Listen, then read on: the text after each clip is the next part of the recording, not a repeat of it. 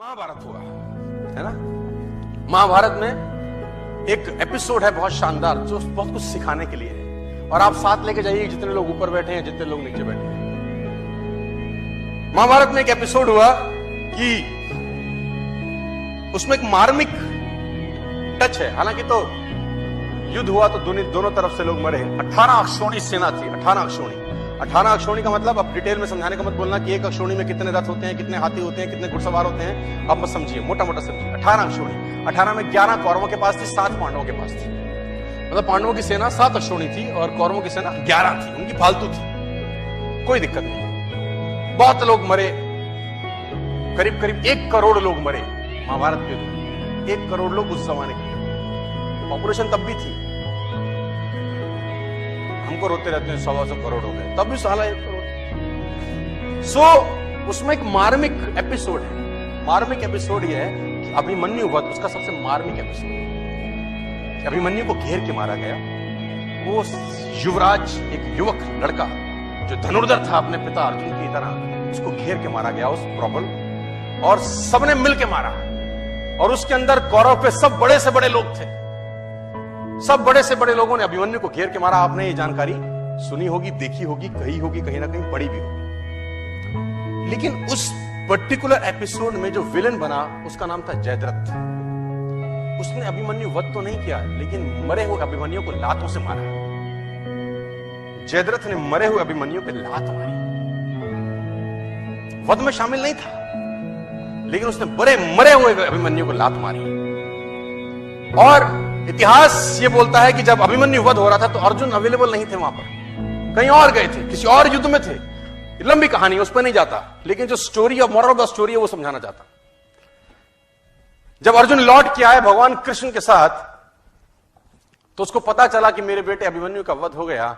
लेकिन उसको दुख इस बात का नहीं था कि मेरे बेटे का वध हुआ। बोला तो रण क्षेत्र में योद्धा तो वीरगति को प्राप्त होते ही हैं, लेकिन उसको दुख ये हुआ कि मरे हुए को जयद्रथ ने लातों से मारा। उसने अंजलि में पानी लिया और ओथ ली। शाम को पहुंचा था कि अगले दिन सूर्यास्त से पहले अगर जयद्रथ का वर्ण नहीं कर दूंगा तो अपने आप को जला डालूंगा,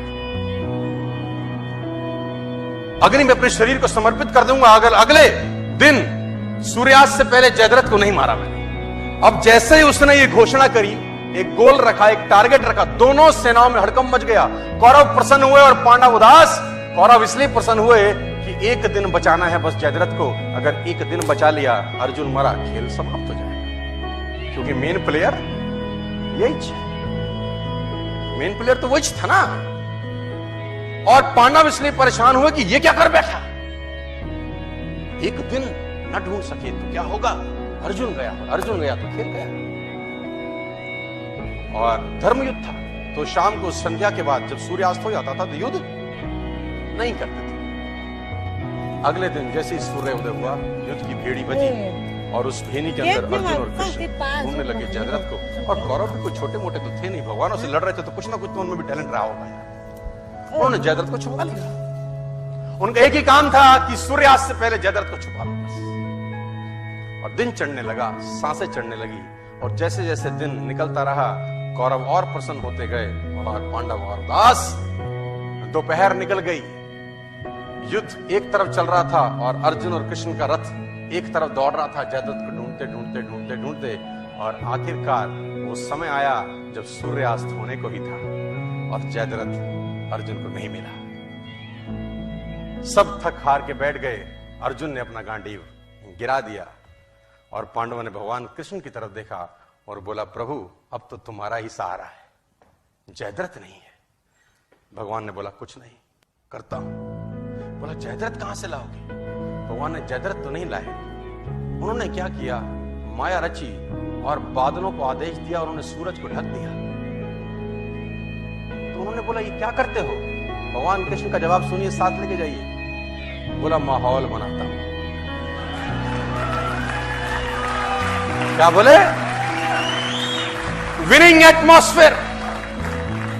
बोले, माहौल बनाता हूं। और जैसे ही बादल सूरज के सामने आए, सूरज छुप गया और उन नालायकों को लगा कि सूर्यास्त हो गया। बेवकूफ अपनी बेवकूफाना बातें बहुत जगह दिखा देते हैं। कहते हैं ना, गधे के सर पे सींग नहीं होते। वो अपनी हरकतों से बताता है कि मैं गधा हूं। जैसे ही सूर्यास्त लगा, जो कि हुआ नहीं था, कौरवों ने जयद्रथ को आगे कर दिया।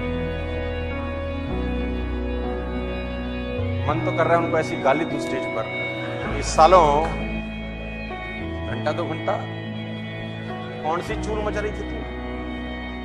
लेकिन कहते हैं विनाश काले विपरीत बुद्धि। कौरवों ने जयद्रथ को आगे कर दिया। अर्जुन घुटनों के बल बैठा है, गांडीव उसका गिरा हुआ है, और जयद्रथ अर्जुन को देख के हंसने लगा और गालियां देने लगा। कौरव हंसने लगे और अर्जुन को गालियां देने लगे कि तैयारी कर चिता पे जलने की। और जैसे ही जयद्रथ सामने आया, भगवान ने आदेश दिया और बादल सूरज के आगे से हटे और सूरज सामने हो गया। और जब सूरज सामने हो गया तो अर्जुन भौचक्का सा देखा, ये क्या है।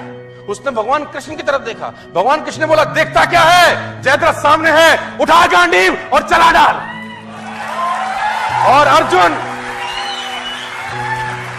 अर्जुन ने गांडीव उठाया और तीर चलाया और जयद्रथ का सर धड़ से अलग कर दिया। जयद्रथ मारा गया।